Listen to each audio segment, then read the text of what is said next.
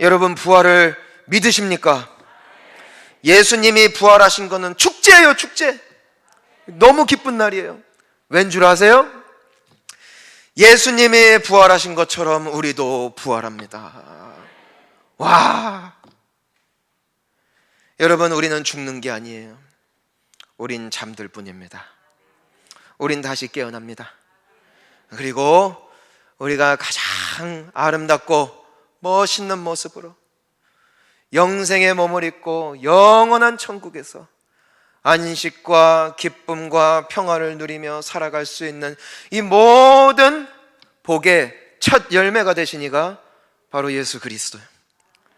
때문에 그분은 부활하셨고, 그분은 영광 받으셨고, 천국으로 올라가셔서 정말 지금까지도 살아 역사하시며, 여러분 그거 아세요? 예수님은 부활하셨기 때문에 지금도 살아 계시다는 것. 그리고 그분은 지금 이 자리에서 우리의 예배와 찬양을 받고 계시다는 것입니다.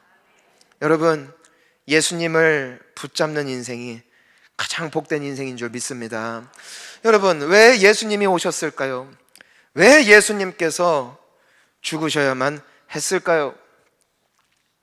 여러분, 우리가 인간의 본질을 보면, 인간의 본질을 깨닫게 되면 예수님께서 왜 오셔야 했는지를 우리가 오늘 말씀을 통하여 볼 수 있게 됩니다. 우리 먼저 오늘의 본문 말씀 19절 말씀을 우리 함께 읽어봅니다. 시작. 이날 곧 안식 후 첫날 저녁 때에 제자들이 유대인들을 두려워하여 모인 곳에 문들을 닫았더니, 여러분, 안식 후 곧 첫날 저녁이라고 되어 있어요. 그러니까 안식 후 첫날은 주일을 일컫는 것이고, 우리가 알다시피 예수님께서 십자가에 달려 죽으신 날은 금요일, 즉 안식 후 첫날은 예수님께서 사흘 만에 부활하신 날을 뜻하는 것이에요. 우리가 시간적으로 보면은 예수님께서는 이른 아침에 부활하신 상태 때문에 예수님은 지금 살아 계시다는 것이에요. 그런데 그날 저녁입니다. 그러니까 예수님은 이미 부활하셨어요. 예수님은 이미 살아 계시는 것이에요. 그런데 이 제자들의 모습을 보라는 것입니다. 제자들은 어떻게 하고 있어요? 유대인들을 두려워했다. 왜 두려워했을까? 이유가 있습니다. 왜냐하면은 그 유대인들이 바로 이틀 전에 자신들이 따르던 스승을 십자가에 못 박아 죽게 만든 장본인들 아니겠습니까? 근데 그와 같은 권세와 능력이 있는 사람들이 만약에 이 제자들을 찾게 되어진다면은 이들 역시도 아마도 여러 어려움 앞에 서게 될 것이라는 그 막연한 두려움이 우리 제자들에게 다 있었다는 것이에요. 여러분, 이것이 우리의 모습이죠. 죄인의 특징은 불안입니다. 항상 불안해해요. 잘 돼도 불안해합니다. 나중에 안 될까봐. 안 돼도 불안해합니다. 안 되고 있으니까. 부유해도 그 돈이 다른 데로 새어 나갈까봐 불안한 게 인생이고, 가난하면 가난한 대로 또 불안하고요. 건강하지 않은 사람은 내가 언제 더 아플까 불안해합니다. 하지만 건강한 사람은 내가 나중에 나이 들어 우리 부모님이 걸렸던 그 질병, 또 내 가족력이 또 가지고 있는 그 질병이 나에게도 찾아오면 어떡할까? 건강에도 두려워하는 것. 여러분, 이것이 인간입니다. 왜 그럴까? 인간 자체는 불완전한 존재이기 때문에 우리 모두는 약한 존재일 수밖에 없어요. 여러분, 우리는 다 걱정하고 살아요. 직장이 없어서가 아니에요. 배고파서도 아니에요. 그것이 바로 제자들의 모습이었던 것이죠. 예수님은 살아계시지만 여전히 불안한 제자들의 모습 속에 우리 역시도 살아계신 주님을 믿지만 동일하게 두려워하는 우리의 모습을 보게 되어지는 것입니다. 하지만 여러분, 오늘 본문 말씀 19절에 나머지를 우리가 또 읽어보니까 그런 제자들을 향하여 우리 예수님이 어떻게 하시는가 함께 읽어봅니다. 예수께서 오사 가운데 서서 이르시되 너희에게 평강이 있을지어다. 아멘. 여러분, 제자들은 숨어 있었지만 예수님은 그들이 어디 있는지 알고 계셨고, 그들은 비록 두려워 떨고 있었지만, 믿음이 없었지만 예수님께서는 그들의 두려움을 다, 그 문제를 없애주시고 평강을 주시기 위하여 오신 분, 그분이 바로 부활하신 예수 그리스도신 줄 믿습니다. 사람이 평강해라, 괜찮을 거야, 너 건강해질 거야 말해도요, 여러분 솔직히 위로 하나도 안 돼요. 왜 그래요?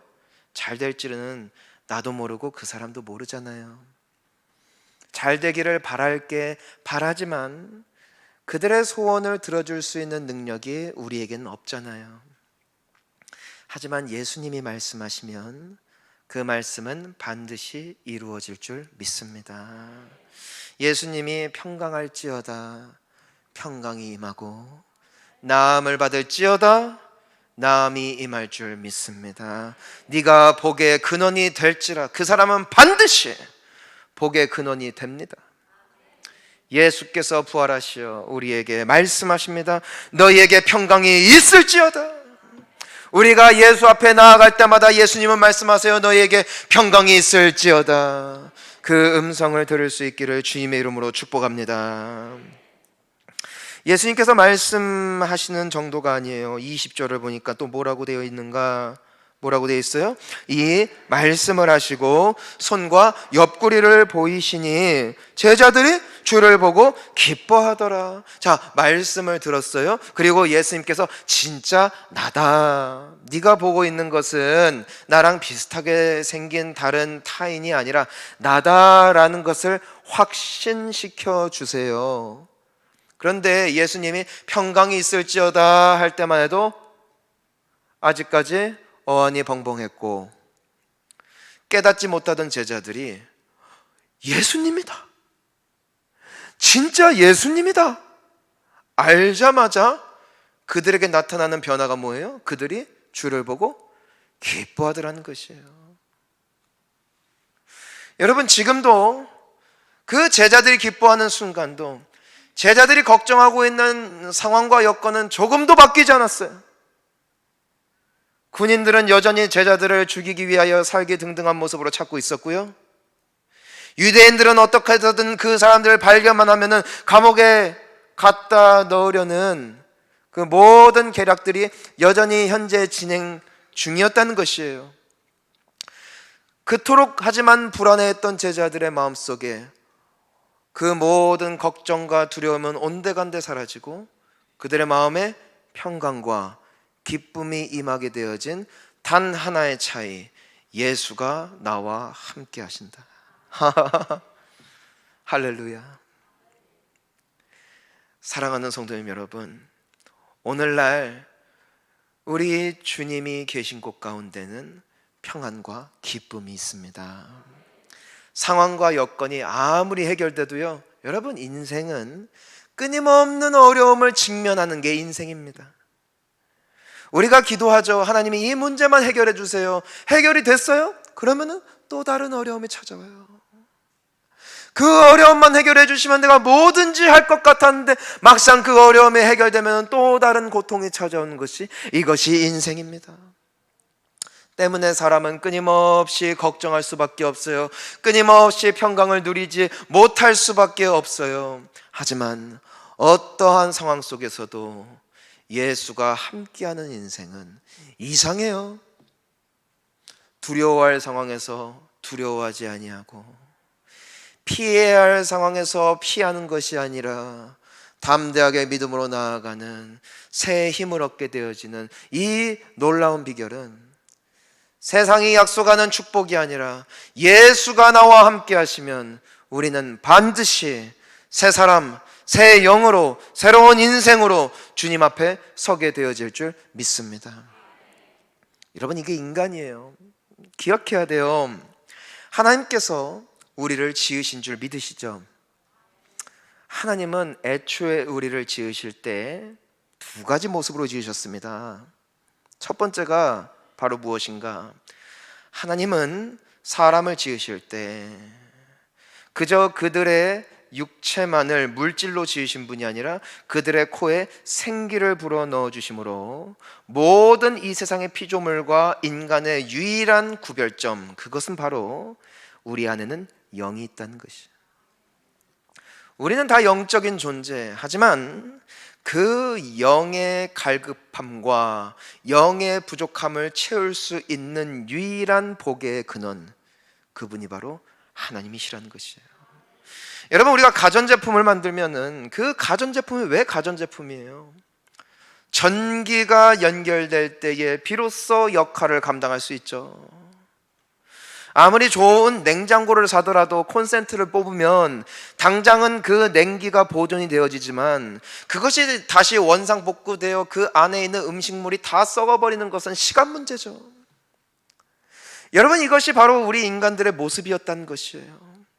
하나님과 연결되어 있었을 때, 하나님과 교제하는 삶을 살았을 때 가장 만족하고 복된 삶을 영위할 수 있었던 이 인간이란 존재가, 우리는 하나님이 필요 없다 고백하기 시작했다는 것이에요.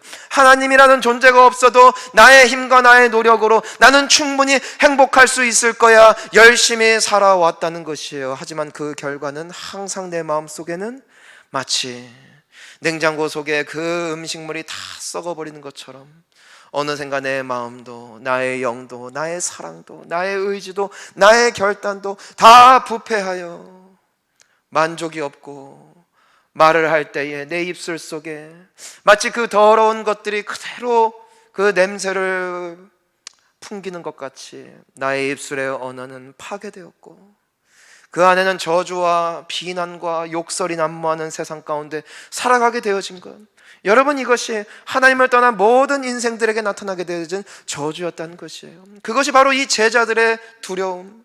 예수님이 없는 그들은 3년 동안 예수님으로부터 열심히 훈련을 받고 말씀 공부를 했다 할지라도 예수님이 없으니까 그 신앙조차도 아무 의미가 없더라는 것이죠. 사랑하는 성도님 여러분, 교회에 다니는 것이, 예배를 드리는 것이 대안이 아니라 이 시간을 통하여 예수를 만나는 것이 예배의 승리자가 되는 것인 줄 믿습니다. 나의 매일의 삶 가운데 오늘도 필요한 분은 예수. 내가 상심과 고통과 어려움 가운데 있을 때 내가 가장 먼저 찾고 의지할 이가 예수. 그분께 의지하고 그분 안에 거하는 자들마다 생명의 열매를 주렁주렁 맺게 되어질 줄 믿습니다. 때문에 예수님은 부활하셔서 찾아오셨어요. 우리를 구원하시기 위하여 부활의 주님을 찬양합니다. 제자들이 기뻐했어요. 자, 여러분, 예수님은 평강을 다시 한번 약속하세요. 먼저 첫 번째 평강의 약속은 내가 너와 함께하고 네가 나와 함께할 때 비로소 가능한 것이다. 두 번째 평강의 비결, 예수님의 부활의 이유. 자, 우리 본문 말씀 21절 함께 읽습니다. 예수께서 또 이르시되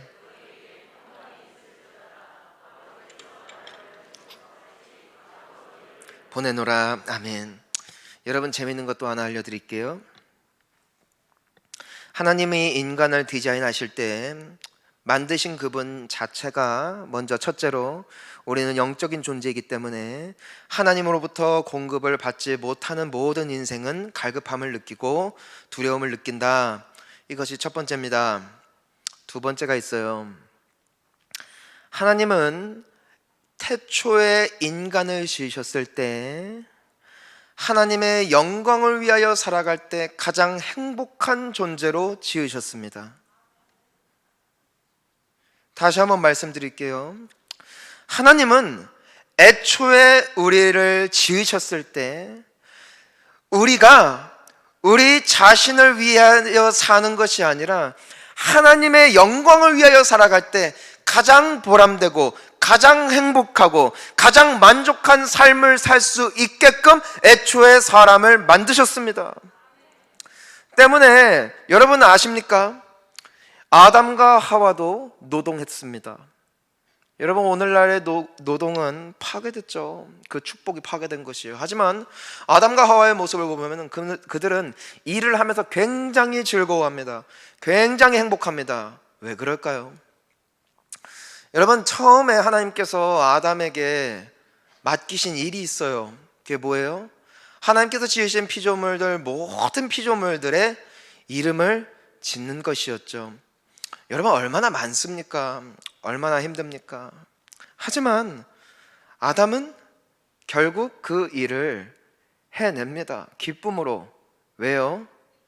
자기 자신이 계획한 일이 아니라 누가 맡기신 일이니까. 하나님이 맡기신 일을, 그게 아담 자신을 위한 일인가요? 아니죠. 누구를 위하여? 하나님을 위하여. 여러분, 천국 가도요, 우리 일할 거예요. 누구를 위하여? 하나님을 위하여. 그동안 제자들은 늘 두려웠어요. 인간은 두려운 거예요. 왜? 하나님을 떠나면서부터 누구를 위해 사니까? 나를 위해 사니까. 아이러니하죠? 내가 나의 배를 채우고 나의 통장의 잔고가 늘어날수록 나는 그러면 행복할 줄 알았는데, 오히려 내 마음에 찾아온 것은 의외로 상실감입니다. 절망입니다. 사람이 직장에서 열심히 일을 해서 승진을 하잖아요. 순간이에요. 기쁨도. 내가 무엇을 위해 달려왔을까? 돈 많으면 뭐해요? 정작 내 삶에 파괴되어진 나의 인생, 정작 아무런 행복도 느끼지 못하고 있는 나의 텅 빈 가슴을 바라보면 내가 일평생 쌓아온 재산도 아무 의미가 없는 거예요. 여러분, 착각은 하지 마세요. 나를 위해 살고 세상을 위해 살잖아요. 반드시 상급은 있습니다. 내가 돈이 많으면 친구들이 붙을 겁니다. 내가 일을 잘하면 사람들이 인정하고 칭찬하고 박수 칠 것입니다. 하지만 내가 더 이상 돈이 없어지면 그들은 나를 버릴 거예요. 더 이상 내가 그들을 위하여, 사회를 위하여 일할 수 없는 때가 되었을 때 사람들은 우리를 떠날 것입니다. 그때 우리는 절망을 느껴요. 왜? 내가 이것을 위해서 살았던 것인가? 이것이 모든 사람들이 겪고 있는 딜레마죠. 최선을 다해서 살았던 사람들도 결국 인생의 끝자락에서 마주할 수밖에 없는 현실, 그게 뭘까요? 내가 쌓아온 모든 것은 나는 다 두고 떠난다는 거예요. 내가 지은 집, 내가 산 차, 내가 쌓은 재물 하나도 갖지 못하고 떠나게 되는 인생 때문에 깊이 사고하고 고민하는 모든 사람들은 인생의 낙을 찾지를 못해요. 무엇을 위하여 살아야 할까? 무엇을 위하여 사는 것이 가장 복된 인생일까? 그 해답을 찾지 못하기 때문에 방황할 수밖에 없는 인생 때문에 그 방황함을 어떻게든, 그 고민을 잊어버리기 위하여 여러 쾌락과 여러 소비를 통하여 그것을 잠시나마 망각하고 싶어 하는 중독으로 가득한 이 세상 속에 어느 누가 그 대안을 가져다 줄 수 있을까? 근데 오늘 예수님께서 그 제자들에게 말씀하세요. 너희에게 평강이 있을지어다. 그리고 21절에 뭐라고 말씀하시는 거예요? 아버지께서 나를 보내신 것 같이 나도 너희를 보내노라. 여러분, 예수님이 왜 오셨을까요? 목표는 단 하나, 하나님의 영광을 위하여, 하나님의 뜻을 이루기 위하여. 하나님의 뜻이 뭐예요? 영혼들을 구원하는 거였어요. 하나님의 영광을 위한 삶이었어요. 때문에 예수님은요, 남들이 뭐라고 하건 안 하건, 남들이 칭찬하건 말건 간에 그분은 삶의 분명한 목표를 가지고 멋지게 사셨어요. 행복하셨어요. 왜? 하나님의 영광을 위해서 사셨기 때문에. 사도 바울은 때문에 성경에서 뭐라고 말하고 있어요? 우리가 사나 죽으나 주님을 위하여, 너희들이 먹든지 마시든지 너희를 위하여 그동안 했다면 하나님의 영광을 위해서 해봐라. 거기에 평강이 있어요. 여러분, 어떤 분들은요 일반 직장인 같아요. 근데 다른 사람들은 다 그냥 돈 벌어서 집 사고 막 아주 그냥 차 사고 통장 잔고 쌓아서 막 애들 막 교육시키고, 이게 모든 목표예요. 그 삶에는 아무런 평화가 없어요. 하지만 어떤 이들은요, 열심히 일을 하도 주님, 내가 이 일을 통하여 주님께 영광 되기를 원합니다. 최근에도 어떤 분들이 이렇게 전도돼서 오셨는데, 어떻게 오셨는가 하면 어느 성도님이 그냥 가게에서 그냥 일해요. 수많은 가게들 중에 하나의 가게일 뿐이에요. 하지만 이분이 그냥 또 주변에 있는 가게 다른 사장님들이랑 같이 만나서 또 대화도 하고 또 같이 이렇게 담소도 나누고 하는데, 이분이 그 대화 중간중간에 뭘 넣냐면은, 근데 있잖아, 교회 가보니까 괜찮더라. 교회 가보니까, 예수님 믿어보니까 좀 예전보다는 내 마음이 편안한 것 같아. 그분은요, 일을 하더라도 누구의 영광을 위하여? 하나님의 영광을 위하여. 여러분, 교회 봉사도요, 어떤 분들은요 막 내가 인정받고 칭찬받고 싶어서 그래서 봉사해요. 그 사람들 100% 시험 듭니다. 100% 시험에 빠집니다. 왜? 여러분, 사람의 인정은요 늘 한계가 있어요. 우리의 눈물을, 우리의 땀을 그들은 보지 못해요. 하지만 여러분, 내가 교회를 섬기더라도, 내가 어떤 직분을 맡았다 할지라도 하나님의 영광을 위해서 해보세요. 여러분, 만약에 공부를 한다면은 공부를 하더라도 하나님의 영광을 위해서 해보세요. 여러분, 직장에서 일을 할 때에도, 혹은 누군가에게 친절을 베풀 때도, 내가 그만큼 괜찮은 사람임을 관철시키려 하면은요 100% 실망합니다. 하지만 내가 착한 사람이 되었건 내가 선한 말을 하건 간에 하나님의 영광을 위해서 해보세요. 왜? 하나님이 예수님을 이 땅에 보내셨던 예수님이 우리에게 말씀하세요. 내가 너희를 보내노라. 여러분, 부활하신 주님이 여러분을 서산 땅으로 보내셨어요. 여러분들의 가정으로 보내셨어요. 여러분들의 직장으로 보내셨어요. 예수님이 보내셨어요. 무엇을 위하여? 그곳에서 하나님의 영광을 위해서 살아라. 여러분, 성직자가 아닙니다. 여러분들이 밟고 있는 그 땅에서 여러분들이 하나님의 영광을 위해서 살아갈 때 여러분들은 성직자입니다. 이게 성도예요. 우리 모두는 하나님의 영광을 위해서 살아가는 인생. 여러분, 얼마나 행복한지 모르겠어요. 얼마나. 저도 목사지만 가끔 정신이 만약에 조금 세상으로 향하면은 불안해요. 설교 어떻게 하지? 저분 저 기도 제목 어떡하지? 응답 안 되면은 교회 떠날 것 같은데, 맨날 이래요. 목사에게도 인간의 마음이 들어가면은요 두려움이 있더라고요. 부흥 안 되면 어떡하지? 맨날 이러고 있어요. 하지만 이곳에 보내신 이도 하나님, 그리고 영광 받으실 이는 목사가 아니라 하나님. 주님, 나는 당신의 영광을 위해서만 존재할 테니, 설령 내가 욕을 먹어도 주님은 영광 받으시고, 설령 내가 잘 못해서 중간에 다른 일이 생긴다 할지라도 주님만은 영원히 영광 받으시는 데 있어서 나의 삶이 조금이나마 드려질 수 있다면 주여, 나는 그것으로 만족합니다. 이 마음만 먹어도요, 와! 걱정이 없어요. 예전에는 막 아주 그냥 불안했던 마음도 다 떠나가고요, 막 분위기가 좋을 때는 더 감사하고요, 분위기가 안 좋을 때는 더 감사하고요. 왜? 어차피 주님만 영광 받으시면 되니까. 나의 주인을 찾았어요. 내 영혼이 충성할 존재를 찾았어요. 그동안은 나를 위하여, 세상을 위하여 투자한 거예요. 하지만 결과는 언제나 어둠이었던 것이에요. 하지만 이제 내가 헌신하고 투자해야 할 나의 왕을 만났어요. 그분이 바로 부활하신 예수 그리스도. 그분을 위하여 사는 모든 자들은 구원의 감격과 기쁨과 평강 속에 승리하는 인생이 되어질 줄 믿습니다. 저는 오늘 특별히 우리 선교사님들 이렇게 오셨는데, 사람들은 참 재밌어요. 선교사님들 얼마나 힘들까, 재정적으로 얼마나 힘들까. 재밌는 게 뭔 줄 알아요? 저분들은 우리가 불쌍해요. 저분들은요 가장 행복해요.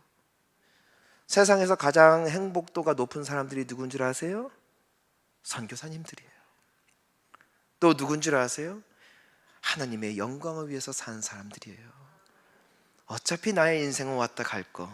하지만 나를 사랑하사 나를 위하여 다 내어주신 그분을 위해서 사는 인생은요, 가장 행복합니다. 사랑하는 성도님 여러분, 오늘 예수님, 부활하신 주님이 우리에게 평강 주기를 원하십니다. 그러면서 말씀하십니다. 나를 위해 이제 살아주면 안 되겠니? 나의 영광을 위해서 살면 안 되겠니? 나의 뜻을 이루는 나의 동역자가 되어주지 않겠니? 이날부터 제자들은 바뀌었어요. 그동안은 예수님을 따랐던 목표가 자신의 영광이었어요. 자신의 성공이었어요. 하지만 이날부터 그들은 예수님을 위해 살았어요.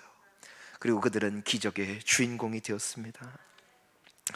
여러분, 이 아름다운 모든 일들의 비결이 하나 있습니다. 우리 마지막으로 22절 말씀을 우리 함께 읽어보겠습니다. 시작. 이 말씀을 하시고 그들을 향하여 숨을 내쉬며 이르시되 성령을 받으라. 성령을 받으세요. 여러분, 성령을 받잖아요. 나도 모르게요, 예수님이 너무 좋아. 성령 받으면은요, 십자가만 봐도 눈물이 나. 성령이 함께 하시면은요, 내 안에 근심 걱정 하나 없어. 그리고 없어도 돼. 주님, 난 주님만 있으면 돼요. 나는 주님만 필요해요. 성령 충만하면은요, 예수님이 내 안에 거하시고요, 내가 주님 안에 거하니까 천국 갈 필요도 없어. 이미 내가 천국을 살고 있는데.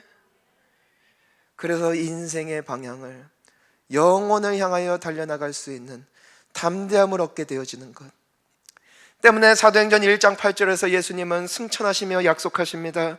오직 성령이 너희에게 임하시면 너희가 권능을 받고 예루살렘과 온 유대와 사마리아와 땅끝까지 이르러 내 증인이 되리라.